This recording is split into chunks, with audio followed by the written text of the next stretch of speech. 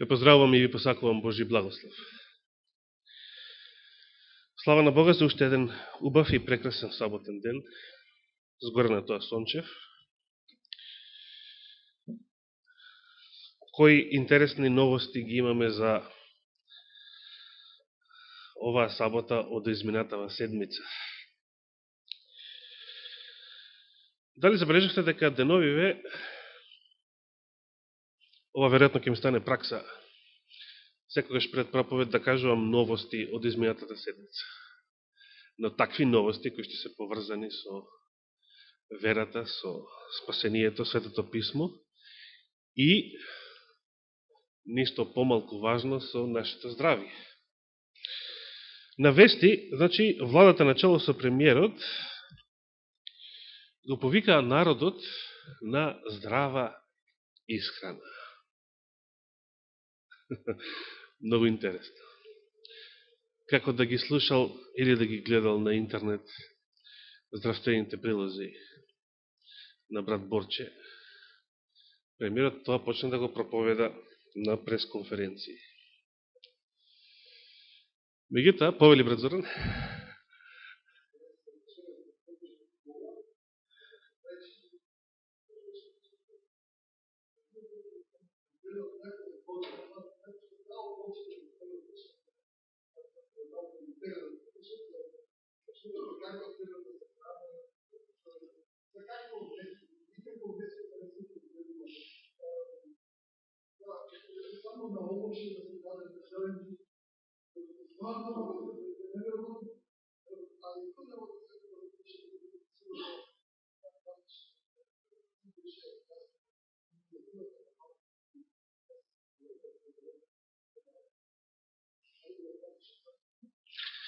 Па јас сам малку површно се занимавав со тој проблем, затоа што тој проблем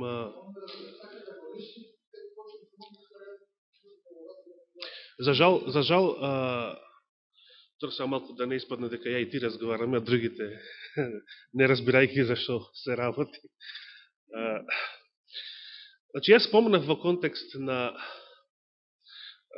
мејатата сабота, проповета, дека најголемите глупости во Северноамериканската дивизија се случиле по 2007 година, односно по годината во која што било одлучено, а може би тоа било отпорано одлучено, не баш таа година, секој проповедник на таа дивизија, за да биде примен на служба во било кој округ, да мора да има барем, значи најмалку магистратура по теологија. Сега, меѓутоа не кажешме кои се тие глупости. Но вие што следите интернет, знаете дека во изминативе години, токму откако начело на Генерална конференција е дојден пасторот Тед Вилсон за председател, кој што на својот инаугурален говор најави реформи и едноставно апелираше до адвентистите да се вратат на старите принципи во помногу точки, значи во однос на верата. Токму, значи, за неговиот мандат се случија уште поголеми глупости, со што се покажува дека постојат многу структури во самата деноминација, значи цели унии и сега веќе и целиот комплетен состав на административен состав на Северноамериканската дивизија, кои што не сакаат да покажат никаква послушност ниту кон него, ниту кон принципите што самата Генерална конференција на своите собори ги изгласувала во минатото. Конкретниот проблем, значи, е прашањето за ракоположување на жени за старешини и проповедници, кој што одново се подгрева во изминативе години, како што знаеме, цели унии во Северноамериканската дивизија веќе гласале против, односно против одлуката на Генерална конференција, гласале за да ракоположуваат жени, со што ја погазуваат самата Генерална конференција. Значи, случува голем хаос. И оно што е интересно, и што исто така имав намера да го споменам, е дека недалава се случи една друга бомба, што покажува структурите во адвентистичката деноминација, од кого се раководени и кому му служат. Имено така беше објавена веста бомба во Ватикан. Токму новиот папа, језуит, токму неговата сегашна гарнитура ги отвора вратите за хомосексуалците во црквата, како што беше речено, иако тие не се црква, туку најголемата секта во христијанството.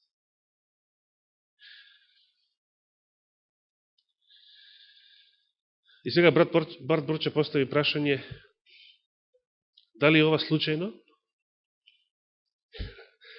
Ватикан ги отвора вратите за хомосексуалците, веројатно затоа што поголемиот дел од неговото свештенство е сериозно загрозен од овој греф, а адвентистичката црква одново и одново расправа за прашањето на ракоположување на жени во црквата. Се разбира, не е случајно. Ние денес живееме во времето на Лот. Ние денес живееме во времето на Содом и Гомор. И тоа е нешто многу трагично. За мене лично тоа не е само една површна информација. Јас тоа на кожа сум ја искусил таа трагедија. Меѓутоа, да, ние ќе бидеме и ќе продолжиме да бидеме разочарувани од луѓе, без оглед дали се тоа мажи или жени во прашање. Без оглед дали се тоа водачи или други верници, браќа и сестри. Меѓутоа, знаците што Господ ги кажал за ова последно време, навистина се исполнуваат. Сепак, јас имав намера да го насочам нашето внимание, а во некоја друга прилика ќе се навратиме малку на темата што премиерот ја покрена во врска со здравата исхрана,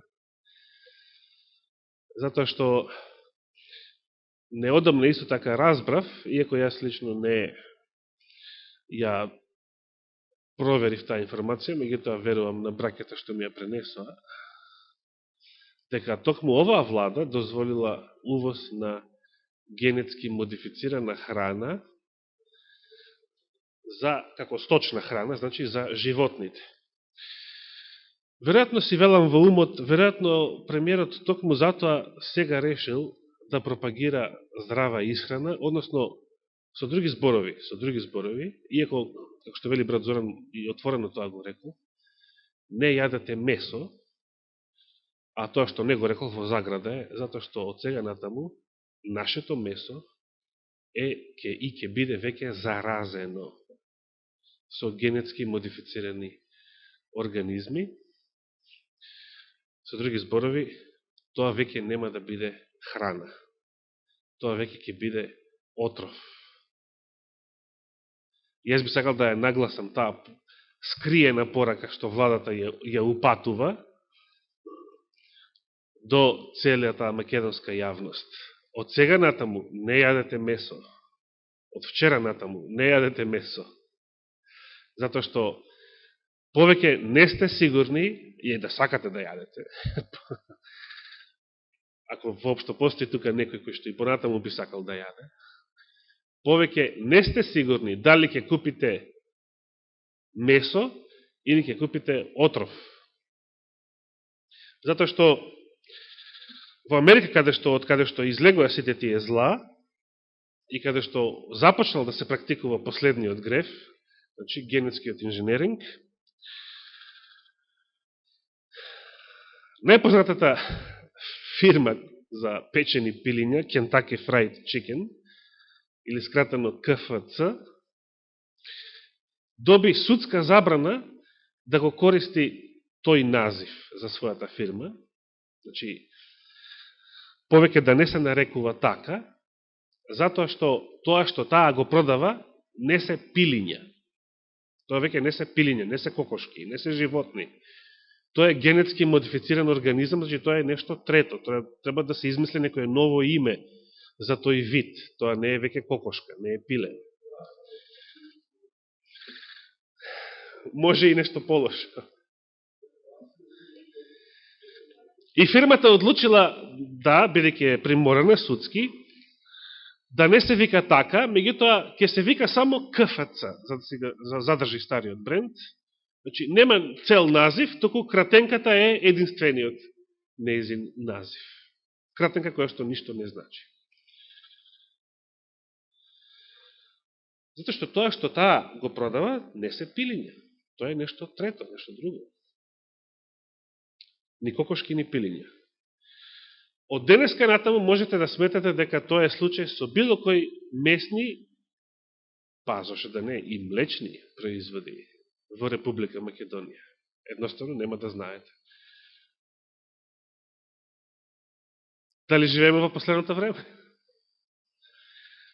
Дали Елена Вајд кажуваше дека во последното време Господ ќе ни покаже кога треба да напуштиме некои работи во нашата исхрана, ако тоа не сме го направиле пред тоа, до сега? Дали одлуките на македонската влада се еден таков сигнал или не се? Се разбира дека се. Бидејќи ова не се никакви верски догми, ова е нешто што можете да го кажувате на сите ваши соседи, пријатели, колеги, роднини, затоа што било кој здраворазумен човек во Република Македонија повеќе не би требало ниту да пие млечни производи или да јаде, ниту месо, купено од било која месара во Македонија, затоа што не може да биде сигурен дали е тоа навистина месо, дали е тоа навистина млеко, како што ги знаел досега, или е отров. Не може повеќе да се знае. Најсигурно е тие работи, тие производи да се напуштат. Уште една? Кажи ја накратко.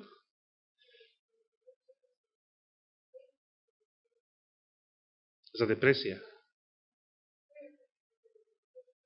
Добро. Благодарам.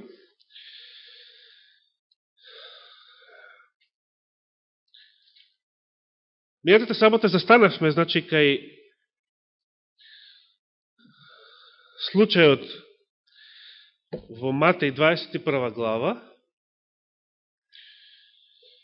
каде што се подсетивме дека целиот еврејски народ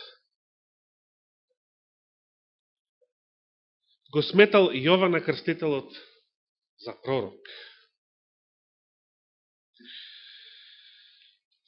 Читаме во Јован 11 глава дека многу јудејци поверувале во Христа, особено по Лазаровото воскресење. Ако целиот еврејски народ поверувал во Јована Крстителот дека е пророк, што тоа значи во превод? Дека верувал во Јовановото сведоштво, дека Исус од Назарет е кој? Дека е јагнето Божјо, што ги зеде на себе гревовите на светот.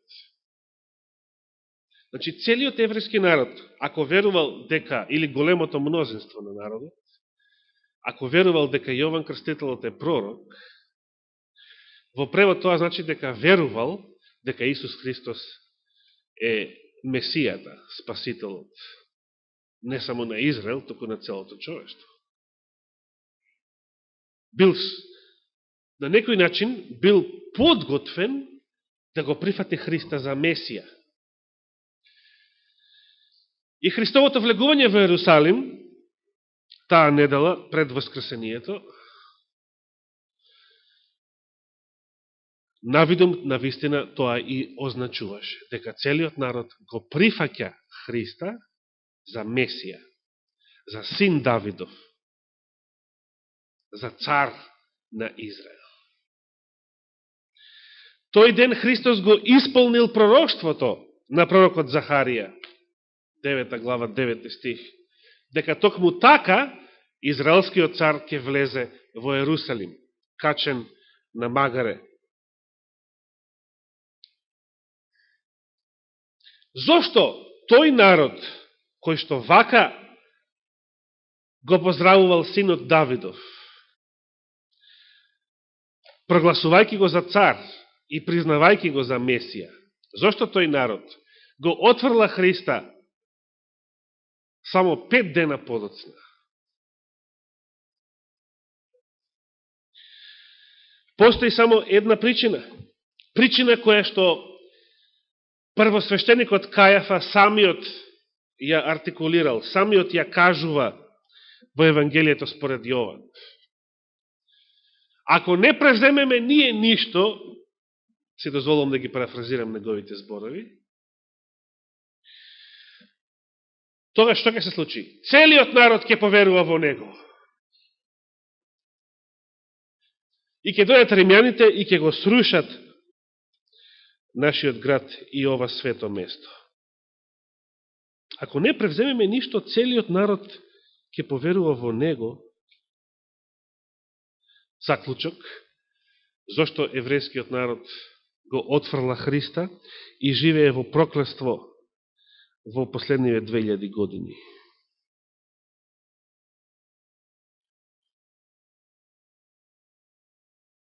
Затоа што народот ја прифаќа и се покорува на конечната одлука на неговите водачи, на Синедрионот. Како што реков, тогашната светска елита. Тогашните доктори и магистри по теологија. Водачите не на некоја секта беззначајна во овој свет, туку водачите на Божиот народ, на Божијата црква. Дали овој пример на отфрлање на вистината, затоа што водачите, верските водачи, учените доктори, учените теолози ја отфрлаат, го гледаме и подоцна низ историјата. Низ историјата на самата црква. Се до ден денеш. Се разбира да. Можеме да наведеме еден куп примери за тоа, каде што водачите на црквата, каде што учените теолози се тие кои што го водат народот во ерес, во заблуда, ако се работи за доктрина, или го водат во греф и беззаконие, ако се работи за практични постапки. Зошто народот е склон да им верува на верските водачи? Како?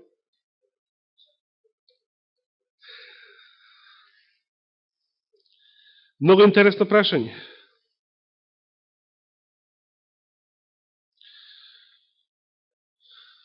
Би сакал во овој контекст прво да разбереме кои биле луѓето во Синедрионот.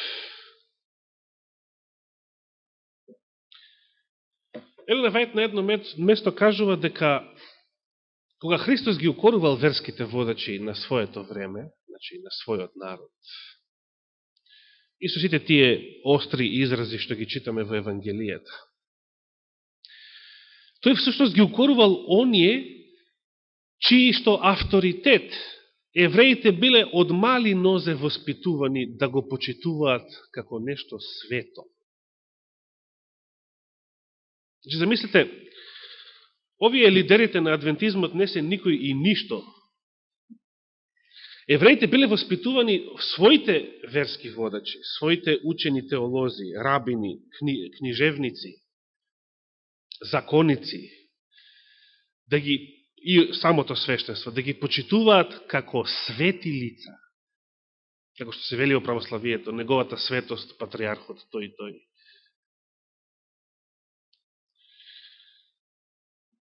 А тие навистина биле и учени лица. Да се подсетиме на некои одлики што историјата успеала да ги забележи во врска со луѓето кои што го сочинувале Синедрионот, било преку општи квалификации за тоа кој се можел да биде избран за член на Синедрионот, било преку конкретни податоци за некој од нив. Како што можете да забележите, нема да го преведам и да го читам сето ова, меѓутоа само некои побитни работи. Како прво се разбира, да биде член на Синедрионот, највисокиот еврејски суд, требало да се биде евреин. Се разбира. Или како што би рекле во контекст на мислата од претходната сабота, требало да се биде човек, а не куче. Зашто евреите ги сметале другите народи. Ја би сакал во овој контекст да ве подсетам на фактот дека не само Исус и обратените незнабожци го признавале на некој начин како природна поделба тоа што евреите ги сметале незнабожците за кучиња. Туку што им вели еден друг евреин, а голем христијански апостол Павле на Ефесијаните, например, во своето послание до нив. Вие, кои што не бевте народ, а сега сте народ Божи. Што не биле Ефесијаните пред да станат народ Божи, пред да станат елита, поголема од светската елита, затоа што Христовите следбеници не се од светот. За нив и светската елита е втора класа. За оние кои што не се од светот, за оние кои што се исполнети со Светиот Дух и ги води и ги управува Светиот Дух. Ефесијаните не биле народ, не биле никаков народ воопшто, вели. Вие кои што не бевте народ. Како не биле народ. Зарем македонците, грците, римјаните, вавилонците, египјаните не биле народ? Не биле народ. Биле изедначени со животни. Апостол Павле не пропушта и самиот да се пофали дека е што? Не евреин, туку е евреин над евреите. Од племето Вењаминово, Филипјаните 3:5. Членот на Синедрионот требало да биде човек учен во законот. Било усмениот закон, значи целокупното усмено предание на рабините, или пишаниот закон, Мојсеевите книги, Тората. Требало да биде, се разбира, добро подкован во познавањето на целокупното еврејско предание, кое што подоцна било запишено во Мишната и Гемарата, составните делови на Талмудот. Но сега доаѓаме до некои поинтересни квалификации. Требало предходно да служи во најмалку 3, значи, да имал најмалку 3 други служби во еврејското општество, пред и секоја по ранг, значи повисока од предходната, и да биде член во една од тие служби на така наречениот понизок, односно, ако се сеќавате кога зборував за еврејското правосудство, нели, имаше 3 степени на еврејски судови. Значи, требало да биде на овој вториот степен, понизок од Синедрионот по ранг. Требал да биде човек кој што има темелни знаења од сите познати науки во тоа време, замислете. Значи, не сега теологија, закон, туку од сите познати науки, темелно знаење. Замислете, некој да треба да биде член на одборот на Генералната конференција, или нека биде Светиот Синод, било кое највисоко управно тело, и да има темелни познавања од физика, хемија, астрономија, лингвистика, медицина. Замислете, овие луѓе не биле зафрлани.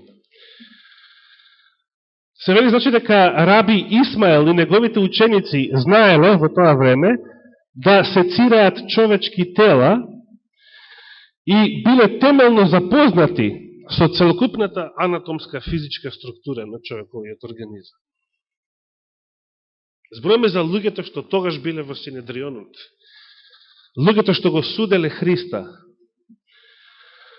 Секој студент од Академијата на познатиот рабин Хилел било познато дека исто така биле врвни стручњаци за скоро секоја гранка од тогашната наука. Членот на Синедрионот требал да биде исто така врвен лингвист, да биде способен да ги зборува јазиците на сите околни, значи на паганските народи. Се разбира, понатаму следат други квалификации, некои од нив кои што се поврзани со одредбите на Моисеевиот закон, од типот да нема телесен недостаток и така натаму. Но сето тоа нема да го читаме. Сакав само да нагласам дека еврејските водачи во тоа време навистина биле врвни стручњаци.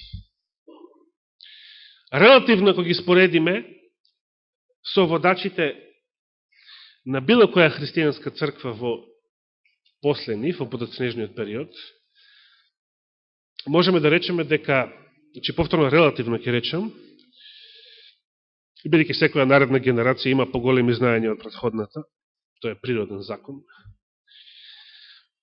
Оваа стручна спрема што ја имале луѓето што го осудиле и го распнале Христа е повисока од било која друга структура на верски водачи низ историјата. Јас не можам да кажам за нито една црква, без оглед дали се работи за синод или генерална конференција, да е тој составен од луѓе кои што се не само стручњаци по теологија, туку луѓе кои што се стручњаци од сите познати науки на нивното време и кои што ги говорат јазиците на голем број околни народи.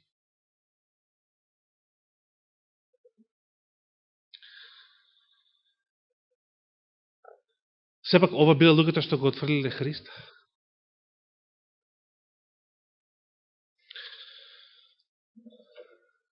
И јас најавив еден цитат од големата борба меѓутоа сабота. Меѓутоа Господ сакал да ме подсети недалава, благодарение на брат Борче, на еден цитат од Духот на пророќството кој што е посебно актуелен и за наше време, и за оно што ќе биде зборувано во наредните предавања од оваа серија, која што ја насловив како доктрина.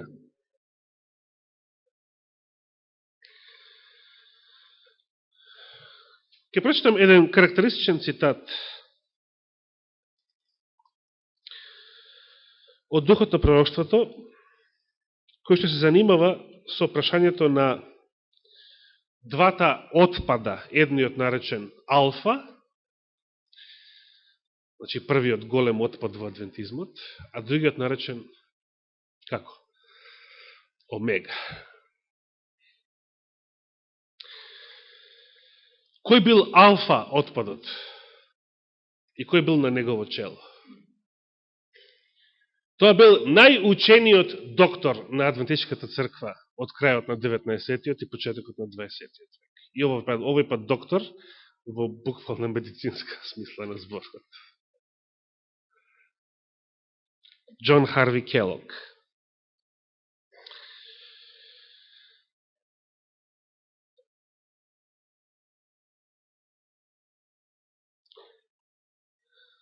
Што било карактеристично за неговиот отпад? Досега може би сте се прочитале и сте изнаслушале еден куп верзии што се го сочинува неговиот отпад. И ние сме биле склони да го прошируваме сето тоа. Отпадот од тоа време можеме да речеме дека опфаќа многу работи. Отфрлањето на вистинското евангелие во Минеаполис, отфрлањето на господовиот план за реорганизација на црквата, за децентрализација поточно, и прифаќањето на еден централистички план од 1903 година наваму. Меѓутоа, сепак конкретниот отпад за кој што зборува Елена Вајд, како сведок на тие случувања и на тоа време, се однесува за една книга што ја напишал доктор Келок, Живиот храм. Иако тоа е книга која што имала намена да се занимава, значи, со здравието, со медицината, со физиологијата на човечкото тело, зашто бил стручњак, и тоа врвен стручњак. Се вели дека некои членови на европски кралски семејства оделе да се лечат во здравствениот центар на доктор Келок. Не само обични пациенти, дури не само обични богаташи од Америка, туку членови на европски кралски куќи оделе да се лечат кај доктор Келок. Тој ги имал врвните медицински знаења на тоа време за целиот свет. Тој бил авторитет за целиот свет.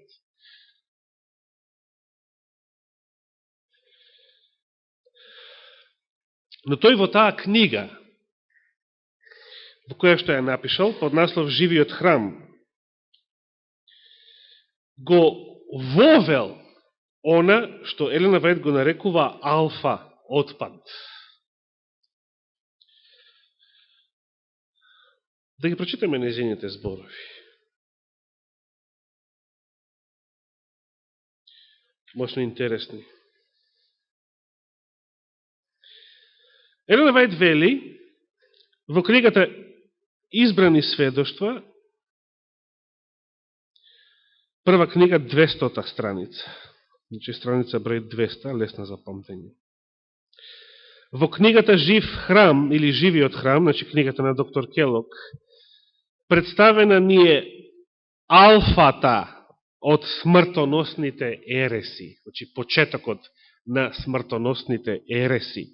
Таа го потребува зборот ерес тука, односно ереси во множина, и ги нарекува смртоносни. Вете, ова не е значи, ова не е шега, ова не е некој мал проблем. Ако се работи за смртоносна ерес, тоа значи дека ако ја прифатите и ако ја верувате таа ерес, вие сте загубени за вечност. Омегата ќе следи подоцна. Значи, во книгата Живиот храм била алфата на смртоносни ереси. Омегата ќе следи подоцна и ќе биде прифатена од оние кои што не сакаат да ги прифатат предупредувањата што Господ ги дал. Од кого се ќе бидат прифатени? Од оние кои што не сакаат да ги прифатат предупредувањата што Господ ги дал. Да прочитаме што представува омегата на смртоносни ереси. Ние можеме навистина, и сме зборували и порано, да ги наброиме сите глупости што се случиле во адвентизмот во последните неколку децении. А особено денес живееме во време кога се случуваат се пофрапантни и пофрапантни настани кои што представуваат голема соблазан и за верниците и за луѓето во светот. Во еден нејзин најпознат цитат од 7-та, поточно специјални сведоштва, така се нарекува, значи ова да не го мешаме со книгата Избрани сведоштва, специјални сведоштва, серија Б, односно втора серија, број 7, 39 и 40 страница, таа вели: непријателот на душите се потрудил да ја всади, да ја внесе предпоставката дека голема реформација треба да се случи помеѓу адвентистите на седмиот ден. И дека таа реформација ќе се состои во што? Во отфрлање на доктрините кои што представуваат столб на нашата вера. да застанем за момент. Елена Вајд прорекува во нејзино време дека во Адвентичката црква ќе се случи таква голема промена, што туди ќе се нарекува реформација сето тоа.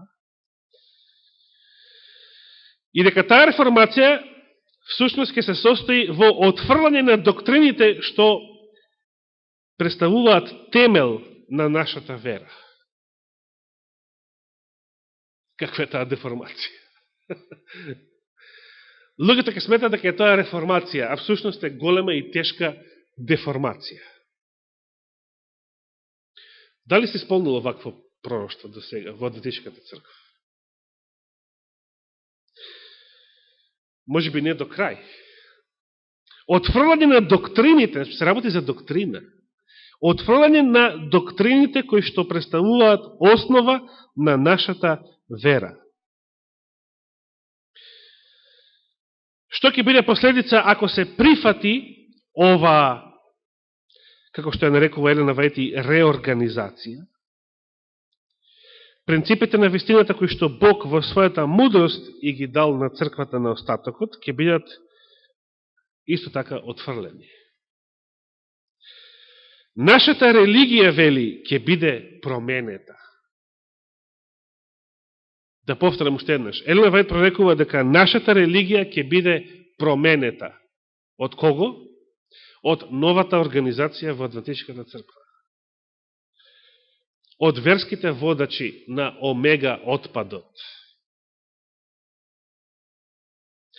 Основните принципи кои што го поддржуваат делото во последните 50 години, до тогаш, додека таа го пишува ова,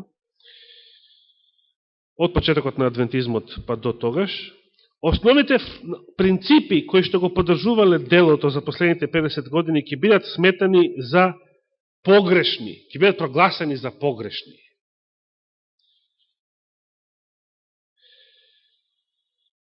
Ќе биде воспоставена нова организација, вели Елена Вајд.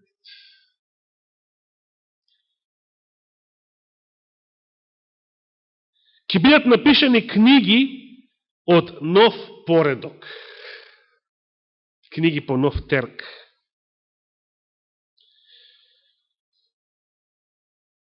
Ќе биде воспоставен систем на интелектуална филозофија. Ова мене најмногу ме интригира. Значи, во Адвентичката црква ќе се пишуваат книги по нов терк. Само да ве подсетам дека денес ова пророштво е не само исполнето, туку е надминато, затоа што денес Адвентичката црква не само напишала и изнапишала книги од нов терк, туку почнува да ги менува книгите на Елена Вајд.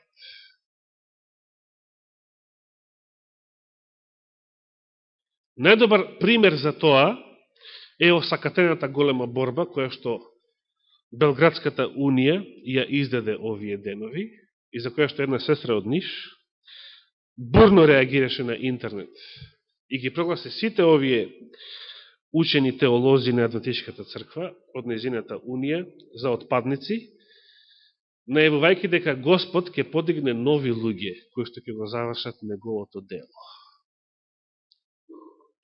Што прават учените доктори по теологија?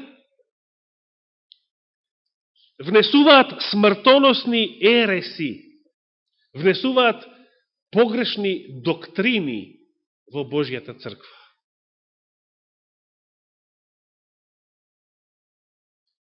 Нашата религија ќе биде променета. Ќе биде воведен систем на интелектуална филозофија. И сега внимавајте што се кажува. Основачите на овој систем ќе одат по градовите и ќе вршат прекрасно дело. Ќе вршат хуманитарни дела. Значи, водачите на овој нов систем ќе вршат добри дела по градовите. Не добри дела под наводници, туку вистински добри дела. Хуманитарни дела. А сепак, што е проблемот? Проблемот е што ќе проповедаат смртоносни ереси. Ќе воведат смртоносни погрешни доктрини.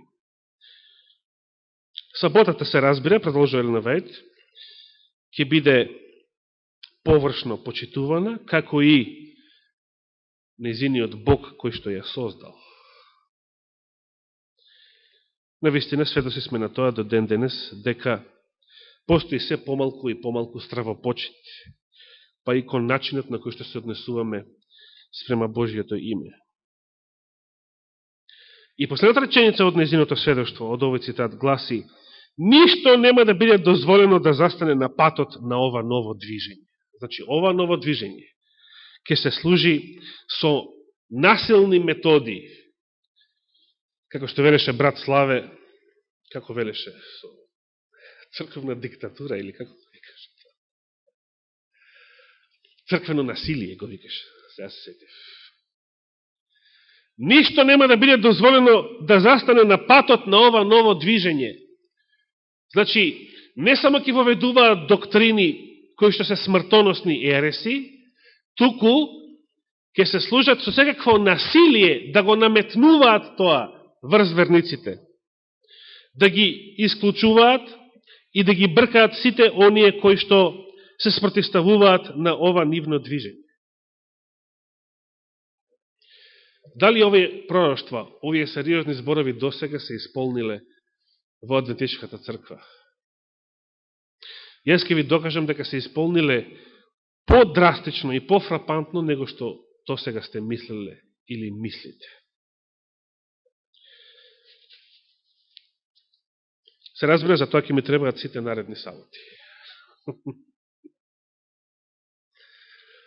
Значи, ако даде Господ живот и здравие, продолжуваме со доктрина број 3, следната сабота на 25. А до тогаш нека Господ ве води и ве благослови и во текот на овој саботен ден, и во текот на нашата престојна седмица. Нека му е фала и слава вечно. Амин.